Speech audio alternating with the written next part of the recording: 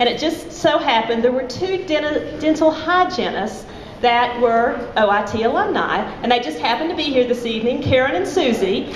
And I said, you know, we really want to get some of our 2,500 alumni that live here in the Klamath Basin more involved. What should we do? And of course, the first thing they said was margaritas. But, but then they said, you know, what about a tour of the Center for Health Professions?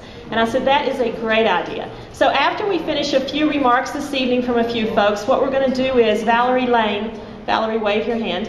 She's going to take people over to the Center for Health Professions. They're going to open up some classrooms and open up the building. So when we get finished, I'll point you towards Valerie, and if you want to go take a tour, we're going to do a couple of tours this evening.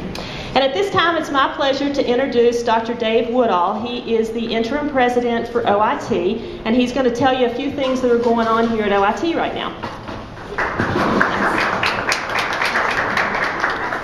Bienvenidos, amigos y amigas. Oh, show me up. Show me up. It truly is with great pleasure that I welcome you here, and I'm joined Robin, and who of course is the director of our Alumni Affairs, Vice President Joe Holliday back in the back of the room, and other faculty, staff, and students and friends of OIT. OIT is clearly a very dynamic environment. A lot is happening at OIT, and in particular, a lot of things are now kind of coming to fruition that we've been working on for a number of years. A good example is the new residence hall, which we have been planning for the last couple of years. That residence hall has just been authorized by the State Board of Higher Education, and so basically, we will be going to the June meeting of the E-Board, the state of Oregon's group that sort of decides where to spend their money, and we'll be asking them for money to allow us to go build this building, and we think we will get the money, so we're feeling really good about that. It's going to be a center for sustainability practice. It's going to be a wonderful living environment, and we will be able to build on the reputation that OIT is building as a sustainable campus.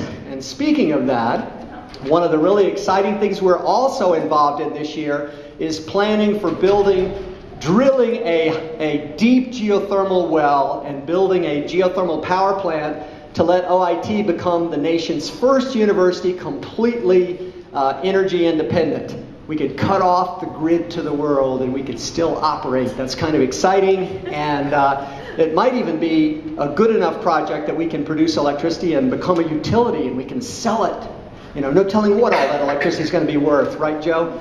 Oh yeah, big bucks for us. So it's an exciting time.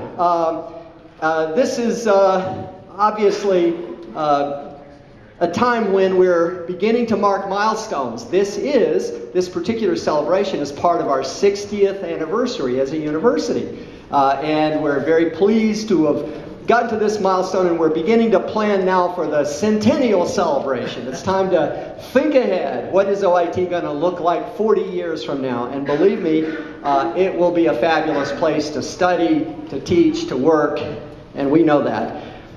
So Cinco de Mayo, Parents Weekend, the annual International Dinner, Diversity Week are all coming up. We are clearly putting our best foot forward, embracing relationships, differences, and new opportunities for us all to grow and learn. And I should also point out that we're making great strides in our academic programs. We have the nation's first program in renewable energy. Our students continue to be in extremely high demand in industry because they're extremely well prepared. We are putting forth proposals now for master's degrees in applied psychology, civil engineering, and other areas. And you all will get a chance to take a look at the current status of the Dow Center, the Martha N. Dow Center for Health Professions, named for our past president.